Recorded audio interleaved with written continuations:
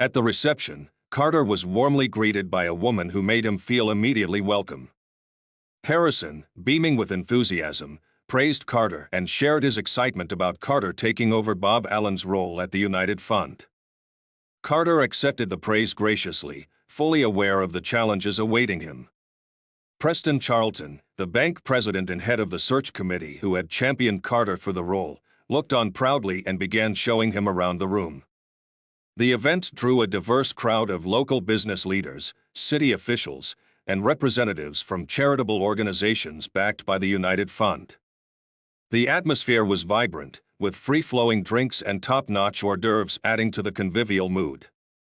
Carter's attention was drawn to a tall man chatting with the mayor. Curious, he asked Charlton about him and the elegant woman by his side.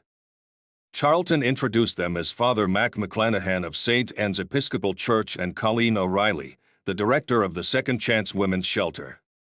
Charlton also mentioned that Colleen was Father Mac's wife.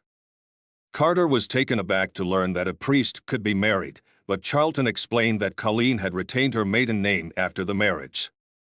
When Carter inquired about the importance of meeting Father McClanahan, Charlton spoke highly of him, describing him as one of the most influential and respected individuals in town, known for his integrity and valued for his advice beyond his parish. Intrigued by this, Carter agreed to make the acquaintance. Charlton led Carter over to introduce him to the couple. After the introductions, Father Mac asked Carter how his experience at Procter & Gamble had translated to his new position at the United Fund. Carter explained that while the private sector often prioritizes short-term gains, its emphasis on measurable results had been beneficial in the nonprofit world. He considered himself to be very results-oriented. He then turned to Colleen O'Reilly, praising her dynamic and successful leadership of her agency and suggesting she lead one of his internal task forces. Colleen, flattered by the compliment, gladly accepted. Later that evening at the parsonage, Father Mac jokingly teased Colleen about the blush she got from the compliment. Colleen, in good humor, remarked that Father Mac could learn a thing or two about giving compliments more often. Father Mac responded playfully, acknowledging that he might not be the smoothest but was always open to learning. They ended up playfully chasing each other to the bedroom. A few months down the line, Father Mac caught up with Bob Allen over lunch. Bob, now retired, lamented about seeing fewer people and feeling less appreciated. Father Mac reassured him that his former team still held him in high regard and would seek his advice. However, Bob was concerned that the new leadership might prefer to move on from the past. After a team member called with a question, Father Mac learned that Harrison had reprimanded her for not clearing things with him first. Father Mac found this approach counterproductive, but Bob dismissed the concern, suggesting that Harrison's approach was part of his strategy and that consulting Bob might impede progress. Father Mac assured Bob that he wasn't out of touch and acknowledged his deep knowledge of the United Fund. They wrapped up their lunch and agreed to stay in touch. Reflecting on Bob's comments, Father Mac decided to speak with Preston Charlton to get his take on Harrison's performance. Charlton's secretary, a member of Father Mac's congregation, quickly put him through to Preston. Preston reported that Harrison was excelling in his role, securing donor commitments even before the campaign officially launched. Father Mac felt reassured, realizing that his initial concerns about Harrison might have been misplaced. A week later, Father Mac visited the United Fund office for a meeting with an account executive. As he entered, he waved warmly to Marge Terrell, a longtime bookkeeper, even though they had never been formally introduced. He then discussed an upcoming audit on homelessness with Bill Simpson, an area of particular interest for him given St. Anne's ongoing efforts to support the homeless through clothing drives and a soup kitchen. After their discussion, Bill invited Father Mac for coffee in the break room, noting that he wanted to speak in private. Father Mac, sensing something was amiss, agreed. Once inside, Bill poured coffee for both of them. After ensuring the room was clear, Bill voiced his concerns. He was contemplating leaving the United Fund due to dissatisfaction with Harrison, describing him as a micromanager who fostered a tense atmosphere where staff lived in constant fear of reprimand. Bill painted Harrison as a petty tyrant with a short man syndrome and mentioned that several colleagues were also considering resigning. Father Mac was alarmed by this revelation, and Bill's comparison of Harrison to a chihuahua only deepened his worries. As Bill glanced at his watch, he said he needed to return to work. Father Mac offered to walk with him, urging him not to rush into any decisions. Exiting the break room, Father Mac was taken aback to run into Harrison, who greeted him with a forced cheerfulness. Harrison abruptly invited Father Mac to his office to discuss the latest data on homelessness, cutting off any further conversation. Father Mac followed reluctantly. In Harrison's office, Harrison handed Father Mac a file and addressed him coolly, suggesting that if Father Mac had any concerns, he should address them directly. Father Mac, feeling uncomfortable, reassured Harrison that he wasn't scrutinizing his performance but was merely interested in the organization's progress under the new leadership. Harrison insisted that everything was going well and advised Father Mac to come directly to him for any future information. Feeling puzzled by Harrison's prickly demeanor, Father Mac left the office. When Colleen arrived home, Father Mac, still unsettled by the encounter, asked for her opinion on Harrison. Colleen, who had worked with Harrison's task force, described him as a refreshing change compared to the previous, less effective regime. Although she admitted that Harrison could be demanding and had ruffled some feathers, she valued his effectiveness and decisiveness. Father Mac noted that Preston Charlton had praised Harrison for his proactive approach with donors, which Colleen confirmed, agreeing that Harrison's methods were indeed productive. They wrapped up the conversation with light-hearted remarks about dinner and began preparing the meal. That night, Father Mac was haunted by the same nightmare that had troubled him for a decade. In the dream, he and his spotter, Rico Jimenez, were on overwatch duty in Baghdad. Their sniper team, known for its exceptional teamwork, had become highly effective over the past 18 months. Certainly. Here's a more transformed version. They were given the critical mission of locating an enemy responsible for numerous casualties. Command decided to deploy their own specialized team to neutralize this threat. Mac lay flat behind a rooftop chimney, his Barrett M17 concealed in the shadows, while Rico was stationed a block away, scanning the surroundings. They communicated through throat microphones and earbuds. On the second day of their surveillance, Mac faced a challenging situation. The city's irregular streets distorted sounds, making it nearly impossible to locate the enemy amidst the sweltering afternoon heat. Rico urgently reported spotting a young girl, no older than 10, who was unable to move. His voice grew increasingly frantic as he described the girl's deteriorating condition and the lack of assistance from bystanders. Determined to help, Rico announced he was going to intervene, despite Mac's insistence that he wait for backup. As Rico rushed to the girl's aid, Mac scanned the area for potential threats. Just as Rico was about to pick her up, a second shot rang out. That night, Mac was plagued by a recurring nightmare. He and Rico Jimenez were on overwatch in Baghdad. From his vantage point behind the rooftop chimney, Mac watched through his scope as Rico was shot in the thigh, blood pouring from the wound. Rico fell while trying to shield the young girl he had just rescued. Rico's distressed voice crackled through the earbuds, reporting that the bullet had struck bone and he was trapped. Despite Mac's determination to rescue him, Rico warned it was a trap meant to lure Mac out and kill him as well. He urged Mac to stay put and avoid the sniper's trap. Overwhelmed and conflicted, Mac reluctantly followed Rico's advice. Calm despite his critical condition, Rico asked Mac to pray with him. Although Mac wasn't particularly religious, he complied, reciting the prayer as instructed. Just as Mac reached the line, "Lead us not into temptation, but deliver us from evil," a third shot ended Rico's life. Overcome with grief and guilt, Mac desperately searched the area for the enemy, cursing and weeping as a fourth shot took the girl's life. Startled awake by the nightmare, Mac sat up in bed, drenched in sweat and visibly shaken. Each repetition of the dream left him questioning his actions and feeling a profound sense of failure. He quietly left the room, seeking solace in the living room until his trembling subsided before attempting to sleep again. When Colleen woke up, she found the bed empty and discovered Mac asleep on the couch. Although nightmares were a regular occurrence for him, she hated seeing him still tormented by his wartime experiences. She gently covered him with a blanket and got ready for her day. Selecting a silk suit from her closet, Colleen chose an outfit she had tailored from a designer label she had found at a thrift store. With a full day ahead at a United Fund task force meeting, she wanted to appear both polished and professional.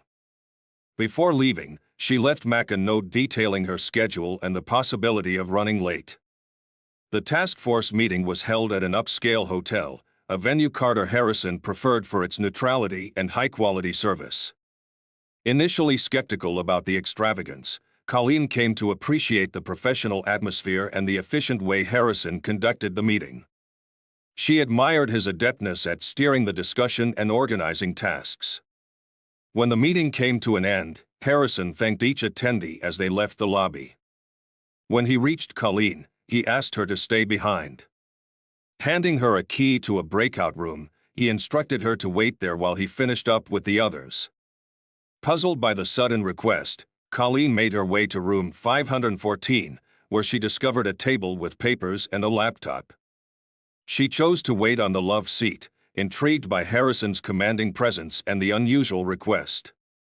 After what felt like a prolonged wait, she heard the door unlock and saw Harrison enter. He gave her a brief nod, then removed his suit jacket and loosened his tie before sitting on the edge of the bed. Colleen began to sit on the love seat, but Harrison instructed her to remain standing. Surprised but compliant, she followed his direction. Harrison complimented her on her impressive presence, noting that she had been the most intelligent and natural leader in the group. Colleen blushed at the praise, and Harrison told her to hold her response. He walked around her, scrutinizing her as he spoke. Once back at his seat, he continued to highlight her leadership qualities, mentioning how her staff likely depended on her for even the smallest decisions. Colleen reflected on Harrison's observations, realizing how accurate they were about the weight of her responsibilities. Harrison then revealed that he understood the burden of such a role and acknowledged her unspoken wish for someone else to take charge and make decisions for her. His insight caught her off guard, as he had tapped into a deep-seated desire to relinquish control and follow someone else's lead. As Colleen listened, she felt drawn to Harrison's words, which resonated with long-suppressed desires. Her need to submit became more pronounced, overshadowing her reservations. Harrison then instructed her to remove her jacket, blouse, and skirt. Under his stern gaze, she complied, ending up in only her underwear and pantyhose. The mix of humiliation and arousal she felt was intense. Harrison's assertive treatment heightened her emotions. He ripped her pantyhose and engaged in aggressive, passionless sex with her. The experience was raw and commanding, amplifying her arousal despite the discomfort. Harrison's actions grew more intense as he spanked her and touched her in ways that combined pain with unexpected pleasure.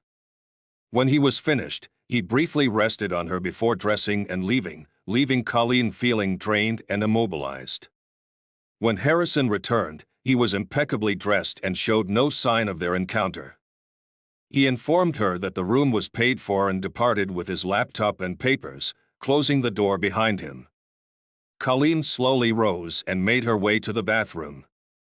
The woman in the mirror was unrecognizable. Her makeup was smeared, her hair disheveled, and her panties visible through her torn pantyhose. As she tried to restore her appearance, she couldn't stop questioning what had just occurred. After regaining some semblance of normalcy, she gathered her belongings and checked the hallway. Finding it clear, she hurriedly left and took the elevator, where a maid gave her an odd look. Colleen couldn't shake the uneasy feeling that she might have overheard something important. As she drove home, her mind was consumed by distressing memories of the hotel encounter. She grappled with a deep sense of guilt and self-loathing, particularly over her affair with Carter Harrison and the disturbing realization of how much she had enjoyed it. Arriving home, the thought of facing Mac filled her with dread. She was convinced he would somehow sense what she had done. In a panic, she quickly wiped away her tears before stepping inside. Finding Mac had prepared dinner, she felt overwhelmed and decided to fabricate an excuse about her health. Claiming she was feeling unwell and needed to skip dinner to rest, she hoped to avoid any confrontation. Mac, concerned for her, was reassured by her insistence that he should enjoy his meal. Once he returned to the table, Colleen retreated to the bedroom, undressed, and crawled into bed. Later, when Mac checked on her, she pretended to be asleep, though guilt kept her awake for hours. The next morning, Mac decided to let her rest, believing it would be beneficial if she stayed home. He was surprised when Colleen called before noon, claiming she felt better and planned to go to work. Mac was pleased by her dedication. 2 days later, while Mac was working on his sermon, Mrs. Mort informed him that Carter Harrison was there to see him. Mac greeted Harrison, who revealed he wasn't there for United Fund business but had a personal matter to discuss. Harrison asked about the Episcopal Church's stance on confession, catching Mac off guard. Mac explained that while the church includes general confession in its services, private confession is rare and lacks the formal structure seen in Roman Catholicism. Harrison then inquired about the confidentiality of confessions. Mac confirmed that the seal of confession meant priests must keep confessions entirely confidential, even after the confessor's death. Mac studied Harrison closely, suspecting that he was there to make a confession. Harrison confirmed this and asked about the process, noting the absence of a confessional booth at St. Anne's. Mac explained that he preferred to keep confessions informal and private, typically conducting them in his office to avoid interruptions. Harrison expressed a desire to confess an affair, revealing he had been involved with a married woman. When Mac asked if he wished to name her, Harrison declined, indicating that Mac knew her. Although saddened by the involvement of someone he knew, Mac focused on Harrison's apparent lack of remorse, which irritated him. Harrison's nonchalant attitude towards his actions led Mac to question his sincerity. Mac advised Harrison to spend time reflecting on the seriousness of his actions and their impact, rather than just reciting traditional prayers. He suggested Harrison read the General Confession of Sin from the Book of Common Prayer and revisit the 10 Commandments, especially the 7th. Harrison took the book from Mac, expressed relief, and left. Mac returned to his desk, puzzled by the visit. He had never seen Harrison at St. Anne's or any other church, and the request for confession had been unexpected. Mac was concerned about the implications of Harrison's adultery, especially regarding its potential impact on his professional and personal circles, including the United Fund. He regretted how people often acted impulsively rather than with reason. Colleen grappled with persistent distractions at work, her mind clouded by restless nights and unsettling dreams. The growing emotional gap between her and Mac troubled her deeply, especially considering how supportive he had always been. Mac, meanwhile, mulled over Harrison's nonchalant attitude during his confession, doubting the genuineness of his remorse. Frustrated and feeling isolated in his role, he longed for someone to confide in but was bound by the need for confidentiality. After a taxing day, Colleen made a nervous call to Carter Harrison. His smooth, self-assured voice only served to increase her unease. Despite her trepidation, she asked to meet him again, stressing her urgent need. His cold, dismissive laugh only intensified her anxiety. Weekends were a whirlwind of last-minute preparations for Father Mac, so when Colleen mentioned she needed to work on Saturday afternoon, he was relieved. It meant he wouldn't have to manage her needs. However, upon her return that evening, Mac was taken aback by her appearance. She looked visibly drained and in pain. She brushed off his concerns, attributing her condition to menstrual discomfort, and went to bed early without eating. Mac, deeply worried, insisted she see a doctor the following day. Colleen skipped church on Sunday, exacerbating Mac's worry. After services, he rushed home with her favorite fast food, relieved to find her feeling slightly better. She insisted her discomfort was just a minor illness and dismissed the idea of seeing a doctor. Although reassured enough to attend the vestry meeting that evening, Mac remained deeply concerned as he drove to the church. He recalled meeting Colleen during a tough period after his military service, when nightmares plagued him. She had been a beacon of support, leading to their marriage in the Divinity School chapel. Her steadfastness had been his anchor. On Monday, while wrapping up his work, Mrs. Moore informed Mac that Carter Harrison was waiting for him. Distracted by his worry for Colleen, Mac asked her to bring Harrison in. When Harrison arrived, he confessed to having an affair with the same woman again, showing little genuine remorse. Mac was disheartened, questioning Harrison's sincerity and stressing the need for real contrition and consideration for the woman and her family. Harrison dismissed Mac's concerns, saying that discussing his actions had made him feel better. Baffled and frustrated by Harrison's visit, Mac paced his office, unsure if Harrison was mocking the church, testing him, or genuinely conflicted. He decided he should focus on his congregation rather than get entangled in Harrison's issues. Still, he was concerned about the potential repercussions for the United Fund and debated whether to inform someone on the board about Harrison's behavior, all while trying to respect confidentiality. At the same time, Colleen struggled with overwhelming guilt over her infidelity. Her physical attraction to Harrison and the intense pleasure she experienced with him created a fierce internal conflict. Despite hating herself for betraying Mac, her desire for Harrison remained strong. Desperate to resist, she was nonetheless stunned when Harrison called, issuing a curt command for her to meet him at the Royal Sands Hotel that weekend. When Mac arrived home that evening, Colleen could tell he was preoccupied. He brushed off her concerns, attributing them to a minor issue with a parishioner. Choosing not to press further, Colleen mentioned her plans to visit her sister for the weekend. Mac agreed and asked her to send his regards to Megan. That night, Mac struggled to sleep, his mind racing with worries about his encounter with Carter Harrison. Determined to get to the bottom of Harrison's behavior, he resolved to visit the United Fund the next morning, which helped him finally relax. Colleen, on the other hand, had her own restless night. Her mind was consumed with thoughts of Harrison and her own conflicted feelings. She tried to convince herself that her actions were merely a temporary indulgence, but guilt gnawed at her. She felt hypocritical, reflecting on the excuses she had heard at the women's shelter, and blamed her dissatisfaction on Mac's demanding role and overly considerate nature. Despite knowing these traits were why she married him, she was pained by the thought of his neediness. What tormented Colleen the most was the betrayal of Mac's trust. When she first met him, he was a veteran haunted by his past. She remembered vividly the night he broke down recounting his best friend's death. Moved by his courage and decision to attend Divinity School, she had helped him overcome his struggles to become a respected community figure.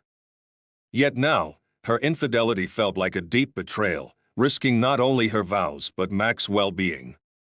The next morning, Colleen's pillowcase was damp from her tears. At St. Anne's, Father Mac scheduled a meeting with Bill Simpson at the United Fund, hoping to understand Carter Harrison's peculiar behavior. On his way, he crossed paths with Harrison, who asked him to visit his office after the meeting. Mac reluctantly agreed, although he would have preferred to avoid Harrison altogether. After his discussion with Bill Simpson about homelessness, Mac went to Harrison's office. Inside, Harrison sat behind a high desk, looking self-satisfied. Without preamble, Harrison confessed that he planned to commit adultery that weekend and wanted to get ahead of any potential trouble by confessing in advance. Infuriated by the sacrilege, Father Mac told Harrison he would pray for him but could no longer serve as his confessor. He left, deeply troubled and frustrated, wondering if Harrison might be mentally unstable. On Saturday morning, Colleen seemed eager for her weekend getaway. Mac took a break from his routine to see her off and noticed she appeared preoccupied. He attributed it to her excitement about visiting her sister and reminded her to drive safely, telling her he would miss her. Colleen, too rushed to fully engage, drove away without responding to his "I love you." As Colleen left, Mac felt a pang of unease. A troubling thought surfaced. Harrison had mentioned taking his lover to the beach. Although he tried to dismiss it as paranoia, the idea gnawed at him and disrupted his concentration on his Sunday sermon. He considered calling Colleen but hesitated, unsure how to inquire without raising suspicion or causing conflict. Instead, he thought of calling Megan, Colleen's sister, to confirm her visit. Mac wrestled with the decision to contact Megan, fearful that doing so might expose his doubts or implicate Megan if she was covering for Colleen. Driven by panic, he decided to call Megan under the pretext of wanting to catch up, hoping to ease his anxiety. Megan answered the phone, her relief evident when she heard from Mac. However, her tone shifted when she realized the call wasn't about Colleen's well-being. Mac quickly reassured her that Colleen was fine and suggested that Megan come over for a visit since they hadn't seen her in a while. Megan informed him she was heading to New York in an hour and wouldn't return for a week, but she hoped to visit next month. When she asked to speak with Colleen, Mac froze, the realization hitting him like a sledgehammer. Colleen had lied about visiting her sister. The revelation struck Mac with the same intensity as the anguish he had felt during his time in the war. Overwhelmed by betrayal and grief, he felt that Colleen's strength and love, once his anchor, were now gone. His initial pain quickly morphed into a fiery anger, particularly towards Carter Harrison, whom he now believed had manipulated Colleen to humiliate him. Mac's shock gave way to intense suspicion. He wondered how Harrison had ensnared Colleen, whether through seduction, drugs, blackmail, or if Colleen had initiated the affair herself. The very thought made him violently ill. After vomiting, Mac's thoughts cleared. He realized that Colleen had betrayed him repeatedly, and Harrison's confessions revealed a deeper motive than mere lust. It seemed Harrison was waging a personal war against Mac. Mac was caught in a moral quandary. While he suspected Colleen's infidelity, he hesitated to reveal Harrison's confessions, fearing he would breach his vow of confidentiality. He questioned whether Harrison's lack of genuine remorse justified breaking his oath and whether he had the right to determine the validity of the confession. Unable to resolve his dilemma, Mac decided to investigate on his own. With a tight budget, he searched online for beach resort hotels and called the most expensive one, the Royal Sands. They confirmed that Mr. and Mrs. Carter Harrison were checked in. Mac chose not to confront them directly, realizing it was too late. Defeated, he slumped in his chair, feeling he had neglected to ask God for help. His prayers seemed empty, and his faith felt hollow. He despaired, questioning his worth as a priest and feeling he had lost everything: his wife, his marriage, and his faith. In his sorrow, Mac remembered the aftermath of Rico's death. He had withdrawn from the world, obsessively studying the sniper's tactics that had ended Rico's life. In the afternoon, he prepared for his ambush by bringing his M40 Magnum, a decoy stuffed with newspapers, and a spare uniform and helmet. He set up the decoy to lure the sniper from his hideout and took his own position nearby. As the call to prayer played, Mac adjusted his aim and fired, causing a shower of bricks. He continued firing until he had emptied 3 clips, ensuring the threat was neutralized. Though command was displeased with his methods, Mac was honorably discharged due to PTSD and awarded the Expert Rifleman Medal.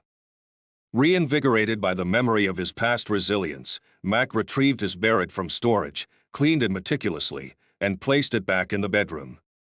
Despite his doubts about his role as a husband and a priest, he felt confident in his ability to confront his adversaries.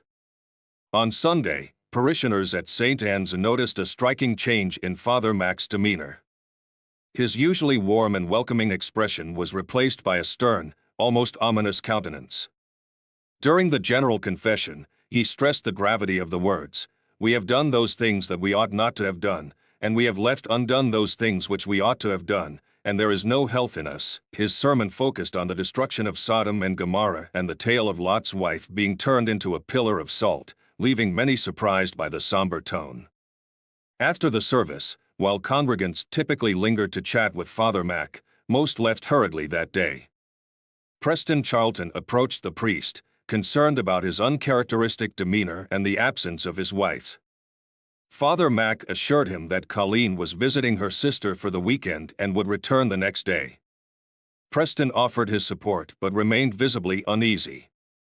After changing out of his robes, Father Mac was about to head home when he answered a call at the reception desk. Marge Terrell from the United Fund was on the line, requesting a meeting that afternoon. Despite his reluctance, Mac agreed to meet her at 3 p.m. He could sense her distress and felt a duty to assist her, even though he didn't know her well. Father Mac met Marge Terrell outside the church and escorted her to his office. Once seated, he asked how he could help. On the verge of tears, Marge expressed concern about troubling developments at the United Fund and handed him a stack of papers for review. She mentioned she couldn't reach Bill Allen, who was on vacation. Later, after visiting elderly parishioners at a retirement home, Father Mac returned to his office to examine the documents. A text from Colleen popped up on his phone, having a great time with Megan. Staying over till Monday morning. See you then. Love you.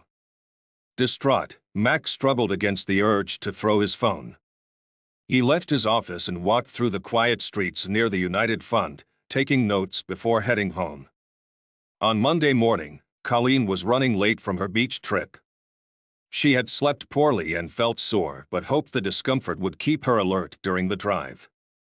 Upon arriving at the hotel on Saturday, Carter instructed her to check in as Mrs. Harrison. The clerk handed her a key to the penthouse suite, and Colleen couldn't help but feel a mix of excitement and apprehension at Carter's evident taste for luxury. Upon entering the suite, Carter immediately ordered her to undress. Colleen noticed a suitcase filled with bondage gear, which filled her with a blend of fear and thrill. The night was a blur of intense and degrading activities, with Carter's stamina clearly impressive, likely bolstered by stimulants. At one point, a loud knock interrupted them. Carter, clad in only boxers, answered the door to find hotel management checking on Mrs. Harrison. Humiliated, Colleen had to present herself wrapped only in a towel. Colleen walked back to the bedroom, her exposed, reddened rear facing the manager who, with a reminder to keep noise levels down, exited the suite. Later, Carter ordered room service, and Colleen had to hurriedly cover herself with sheets as the bellboy delivered their food. The same scenario played out when the food was cleared away after dinner. While watching a bondage film, Carter, inspired by the movie, used a ball gag on Colleen to stifle her screams. Despite her muffled cries, the management did not return. On Sunday morning, Colleen panicked at the thought of being late for church but was quickly reminded of her current situation. She felt a wave of guilt, which she tried to push aside as Carter announced their plans for the afternoon. He handed her a tiny white swimsuit with all modesty inserts removed. The suit clung to her body and would become transparent when wet. At the beach, Colleen experienced a mixture of embarrassment and self-consciousness as men ogled her and women cast disapproving glances. Carter, reveling in the attention, made her walk ahead to maximize the view. After returning to the suite, Carter took her to a fancy dinner. Colleen found herself eagerly anticipating their return, hoping for a more relaxing end to their day. However, once back in their room, Carter swiftly removed her dress, placed a ball gag in her mouth, and bound her face down to the bed. He covered her with a sleep mask, leaving her helpless. An intense session of arousal followed, and Colleen was startled by a knock on the door. Though she could see and hear little due to the mask, she felt her ankle bonds loosen, leaving her wrists restrained. A larger presence then loomed behind her, with large hands gripping her hips. When the intruder finally collapsed on top of her, she passed out from the overwhelming sensations. Upon waking, she found herself on her side with her wrists freed. She was repositioned to straddle the stranger, astonished by the size of his member, which was so large her hands couldn't fully encircle it. As Carter and the stranger moved together, the initial awkwardness gave way to a powerful rhythm. Colleen felt overwhelmed, screaming in pleasure until all three collapsed in exhaustion. When she awoke to sunlight filling the room, the big man was gone. Carter, freshly showered and dressed, told her flatly that next time there would be 5 men. Colleen shuddered at the thought. After Carter left, Colleen quickly packed her belongings, ran a comb through her hair, and headed for the lobby. Carter had already settled the bill, leaving her to contend with the desk clerk's lingering stare, which she realized was due to her not wearing any underwear. Panicked, she drove to a Walmart and hurried to the women's wear section to buy a white bra and a 3-pack of panties. In the parking lot, she awkwardly changed into them while sitting in her car, drawing curious glances from a nearby teenage boy. As she drove away, a wave of guilt washed over her. The past weekend felt like a bizarre dream. Had she truly betrayed her husband with such debauchery? Tears welled up as she thought about Mac and the shame he would feel if he knew. She vowed to be a better wife and never see Carter again, but the memory of Carter's promises left her shivering with unease. As Colleen drove through the city's outskirts, she struggled with a whirlwind of emotions. Although she loved Mac deeply, she couldn't shake off the guilt for her actions. She blamed Carter for luring her into this mess, yet she knew she was equally to blame. She had willingly participated in his desires. Shoving these conflicting thoughts aside, she tried to concentrate on the pressing work tasks ahead. Upon arriving at the women's shelter, Colleen was immediately swamped with paperwork and phone calls, losing herself in the busy routine. During a brief lunch break at her desk, she realized she hadn't called Mac. After dialing the church office, she spoke with Mrs. Moore, who informed her that Mac was at a meeting and might stay overnight at the hospital. There were no additional messages for her. Frustration and unease crept in as Colleen wondered why Mac hadn't reached out to her. The idea that he might be deliberately avoiding her, or worse, that he could have found out about her weekend, felt too horrifying to bear. Returning home late, Colleen noticed the parish house was dark and Mac's car was missing. Relieved, she unpacked her suitcase, threw a load of laundry in the machine, and took a long shower to wash away the lingering discomfort from the hotel. While changing, she spotted a long black bag in the corner of the bedroom. Realizing it was Mac's old Magnum, which had been stashed away in the attic, she felt a jolt of fear. The sight of the weapon stirred up painful memories of Mac's dark days after returning from his military service, making her even more unsettled. Colleen's anxiety grew as she tried calling Mac's cell phone, only to reach his voicemail. Knowing he often turned off his phone during hospital visits didn't ease her worry. Despite her exhaustion, she tossed and turned in bed, unable to find rest. The next morning, Father Mac found a note from Mrs. Moore about Colleen's call. He set it aside, intending to address it later. Meanwhile, Marge Terrell arrived with additional documents that made him uneasy. Mac quickly called Preston Charlton to arrange a meeting, his face etched with worry as he left his office. Carter Harrison, irked by Charlton's summons, grumbled about the inconvenience as he drove to the bank. He spotted Father Mac leaving and couldn't help but sneer, recalling their recent confrontation. At the meeting, Charlton informed Carter that the trustees had unanimously decided to terminate his position as executive director of the United Fund, effective immediately. Carter was taken aback and reacted with indignation. He demanded to know the reason behind the sudden decision. Charlton presented a stack of expense reports detailing numerous unauthorized personal expenditures and overspending beyond the fund's limits. Carter dismissed the reports, tearing them apart and arguing that his substantial donations and higher revenues for the fund justified the extra spending. He claimed that his contributions were worth more than his salary.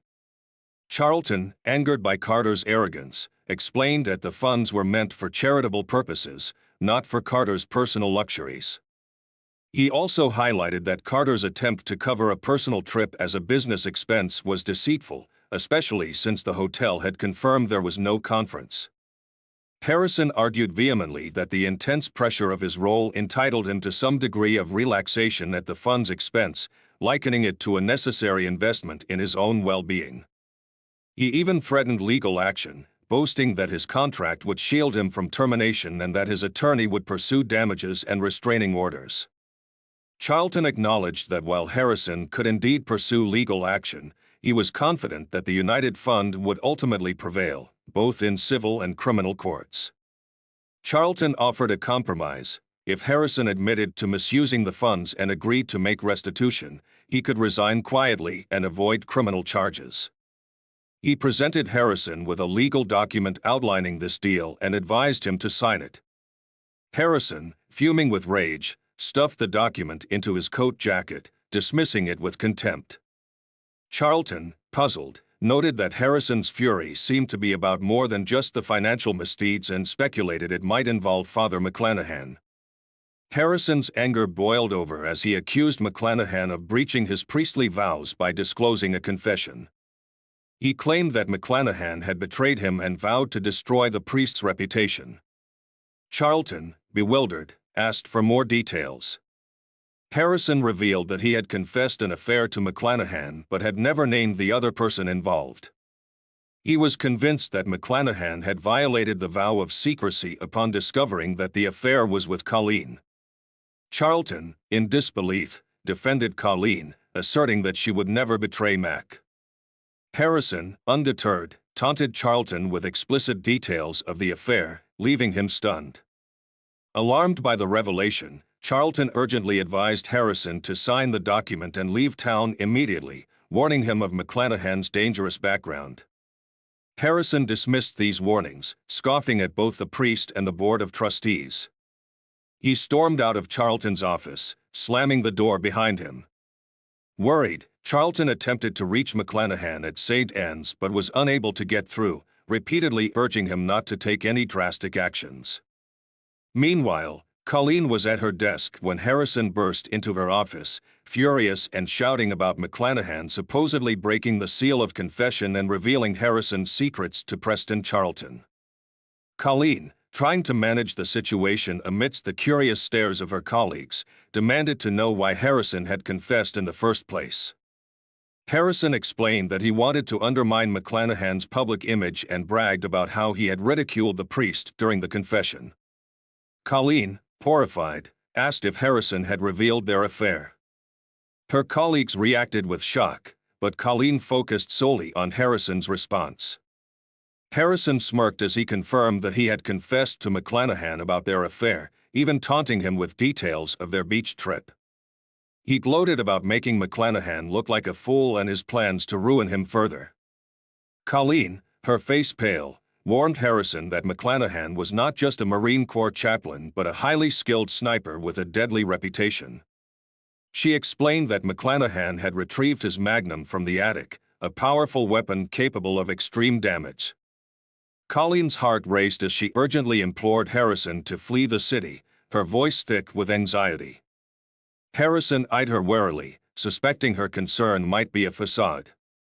Desperation drove Colleen to reveal her deep-seated worry for McClanahan's safety, despite her own conflicted feelings.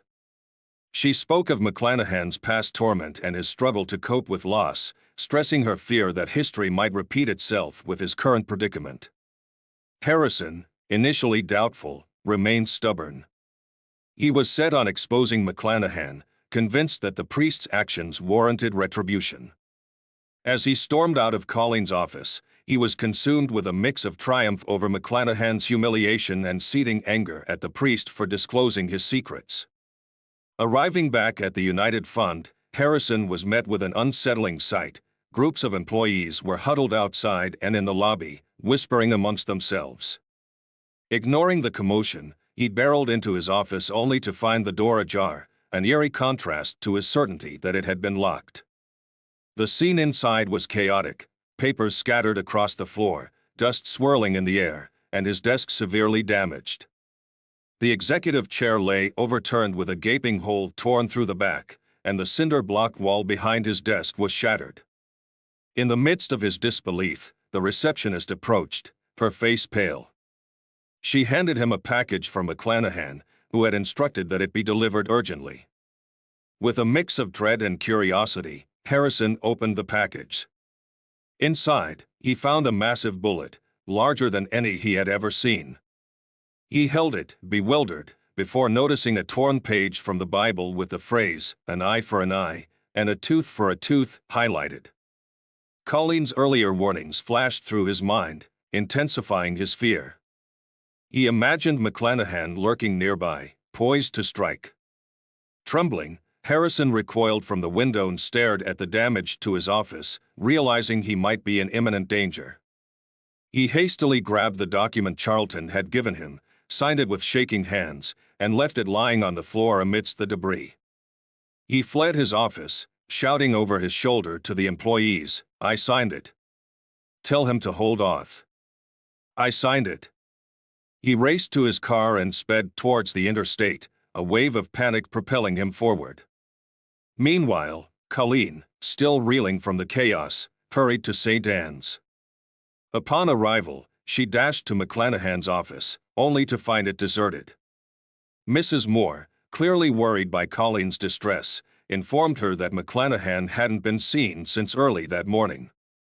Overwhelmed and anxious, Colleen urged Mrs. Moore to have McClanahan contact her immediately and implored her to stay put and avoid any rash actions. As Colleen slumped into her car, her composure shattered, tears streamed down her face. The weight of her actions and the chaos that followed overwhelmed her. She desperately wished it were all just a nightmarish illusion. Arriving home, she found the driveway empty, heightening her sense of despair. Entering the house, she caught a glimpse of her tear-streaked face in the mirror, her eyes swollen and red. She tried to steady herself with cold water in the bathroom, only to be horrified by the realization that the Magnum bag she had seen earlier was now missing. Desperate and racked with guilt, she sank onto the bed, sobbing uncontrollably. She was tormented by the thought that she might have pushed Mac back into his darker instincts. She waited in the dimly lit bedroom, her anxiety mounting with every passing moment, until she finally heard the crunch of tires on the driveway. When Mac walked in, his heavy tool slung over his shoulder, Colleen's fear surged. "Did you?" she began, her voice trembling. Mac, with a mixture of relief and exhaustion, responded, "I intended to do more, but I ended up just scaring him half to death. It seems to have worked. Preston called me not long ago from the United Fund office. They told him Harrison left in a hurry, like he was running from something. They found his resignation letter and confession in his office. I don't think we'll have to deal with Carter Harrison again." A wave of relief washed over Colleen, and she dropped to her knees, tears of relief mingling with her previous distress. Yet, as she looked up at Mac, a new fear gripped her.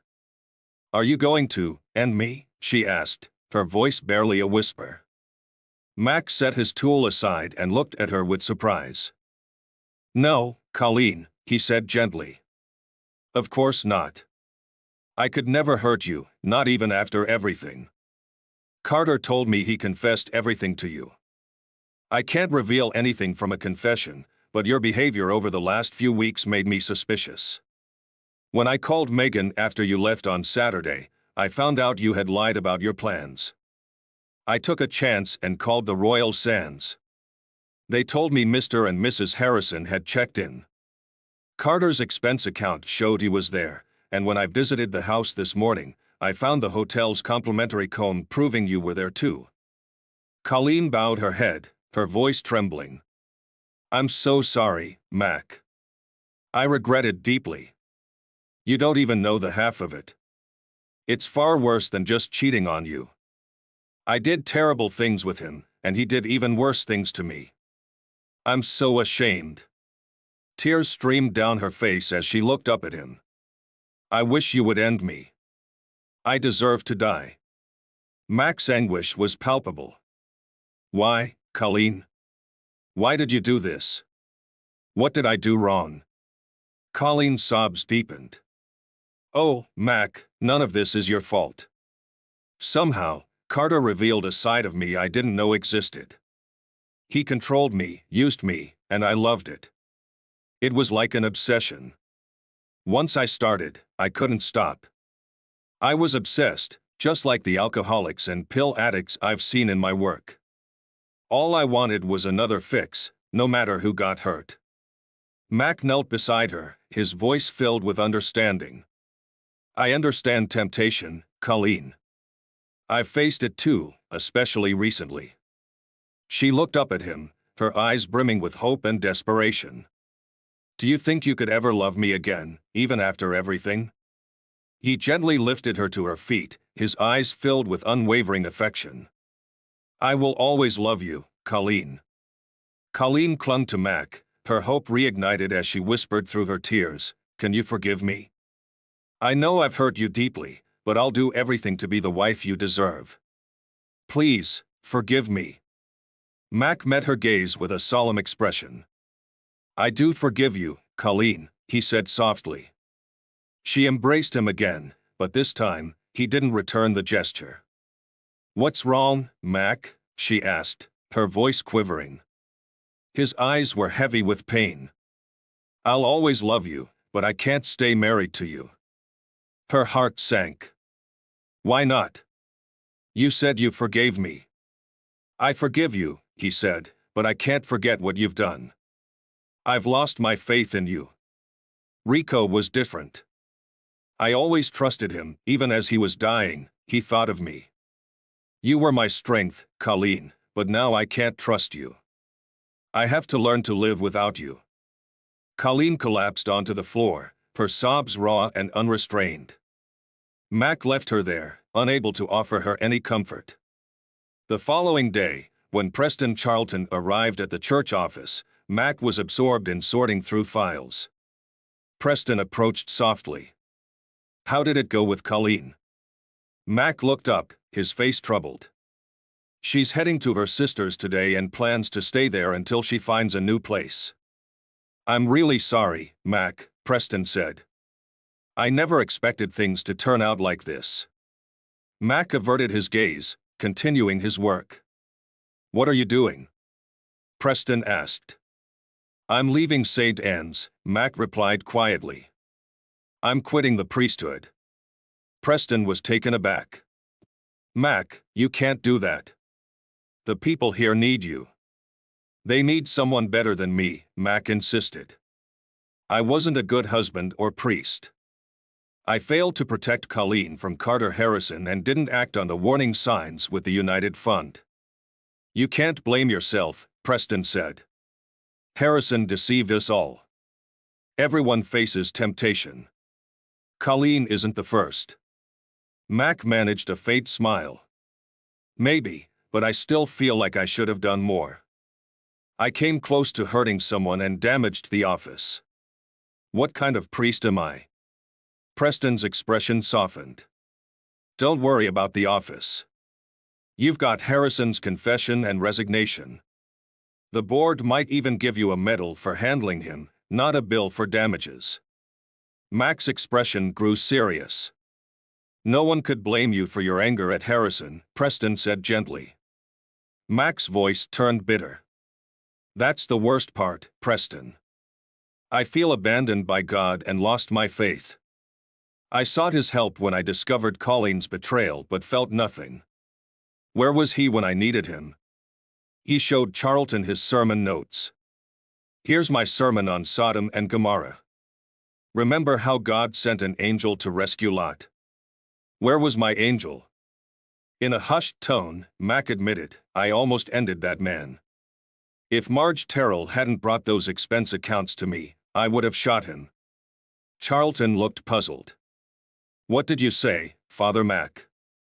Mac, realizing his own words, paused in surprise. I said I would have ended Harrison if Marge hadn't shown up. After a moment of reflection, Mac began organizing his desk. Maybe this is where I belong after all, he said quietly.